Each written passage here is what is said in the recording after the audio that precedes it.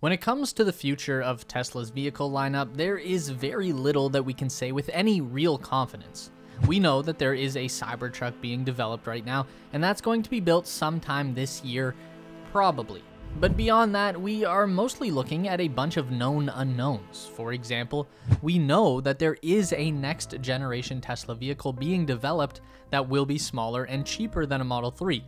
But we don't know what that's going to look like, what it's going to do, or when it will even arrive. Or an even more interesting example. We know that Tesla is going to build a van-type vehicle at some point in the future, but again, we don't know what it's going to look like, what it will do, or when it might arrive. But in the case of the Tesla van, we actually have a lot of evidence that we can follow to make some highly educated guesses that will likely answer almost every question you might have about this future product. Elon and Tesla have been dropping breadcrumbs about this thing for a while now, so let's see where that trail leads.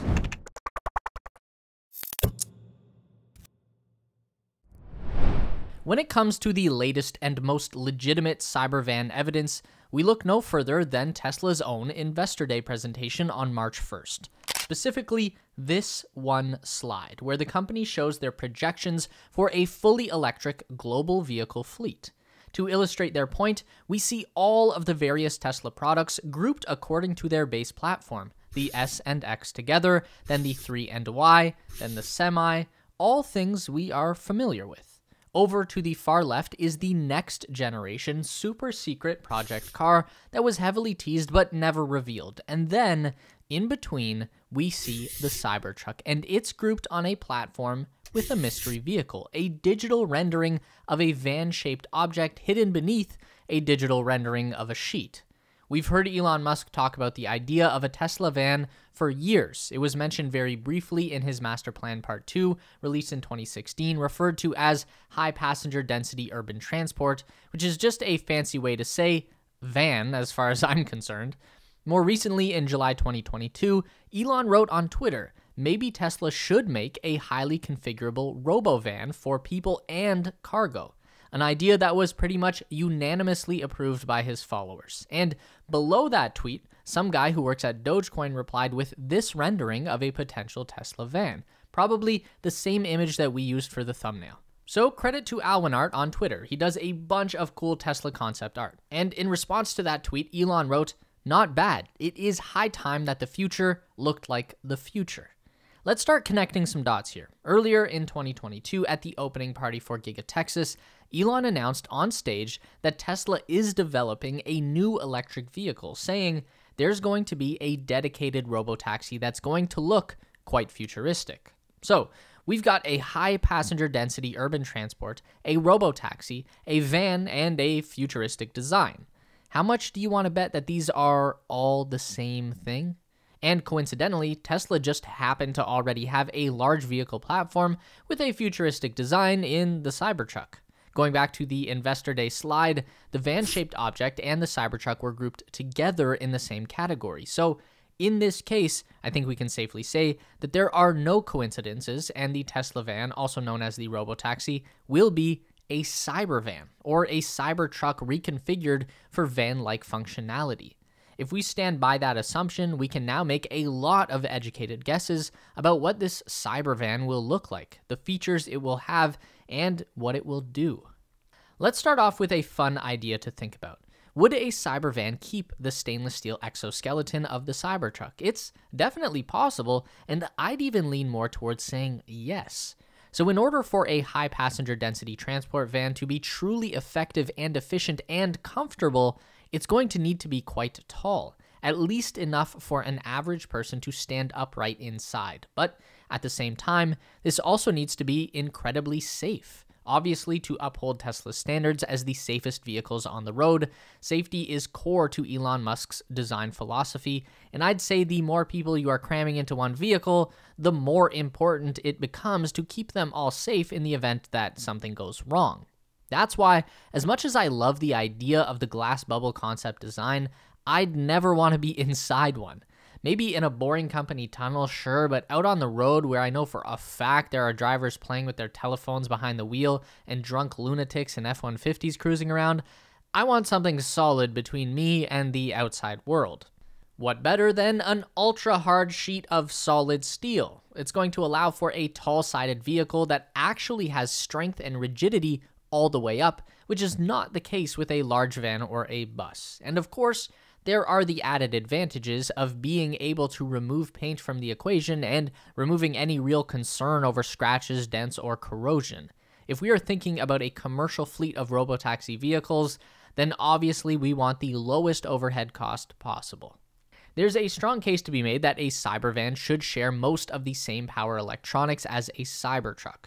Obviously, you wouldn't need the power of 3 or 4 motors for a van, but a dual motor setup is typically the best for maximum range, a high torque motor in the rear to get the vehicle in motion, and then a high efficiency motor in the front for cruising. So if there's a dual motor Cybertruck in the future, it will likely be the exact same platform in the Cybervan, and I'd say that includes the fully adjustable air suspension system as well, dropping down to the ground to allow people to easily step inside, even if they are elderly or disabled, easily roll in a wheelchair or a baby stroller. Just makes sense. But the biggest advantage that this vehicle is going to take from the Cybertruck is the 1000 volt electric architecture. The Tesla Semi is the first high-voltage vehicle that the company has produced. Your average Tesla runs at 400 volts for the power electronics. When the Semi was fully unveiled at the delivery event, Tesla engineers promised that the Cybertruck would share the same 1000 volt architecture. Now, the biggest practical advantage to high voltage is high charging speed. With its humongous battery pack, the Semi can charge at 1 megawatt of power.